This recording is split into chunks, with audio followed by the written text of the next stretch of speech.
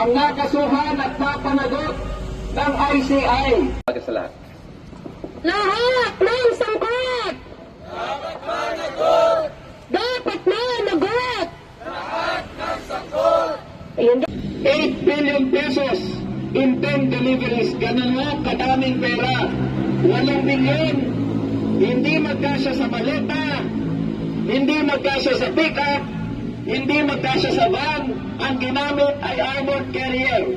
At dahil sa dami, hindi lang isang beses, 10 beses ang delivery. Ito pong si Olaybar at si Bersamin ang may nag-facilitate ng bayaran na yan. Kaya ang ombudsman ay may obligasyon na imbestigahan at kasuhan ang mga ito. Subalit wala pang nagre-reklamo. Baka naman sabihin ng ombudsman, wala pang reklamo eh. Ang sabi ng ICI, wala naman. Hindi naman nirecommend ng ICI na sila ay kasuhan. Hindi naman nirecommend ng Senado na sila ay kasuhan. Di wala tayong magagawa.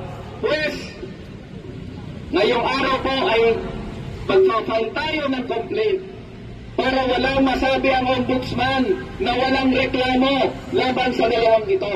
At alam naman na natin ito, mga frontmen, mga bagman ng mga ito. Kung pwede lang natin kasuhan si Marcos mismo, yan po ang kakasuhan natin. But because the President is immune from suit, makokontento na muna tayo ngayong araw sa kanyang mga bagman. Dapat managot! Lahat ng kurakot!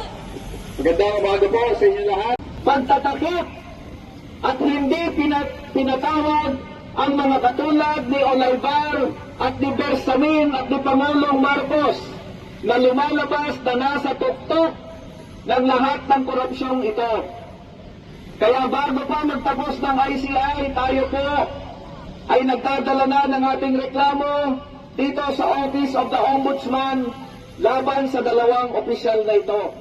Sila ang mga bagman ni President Ferdinand Marcos. Ito yung mga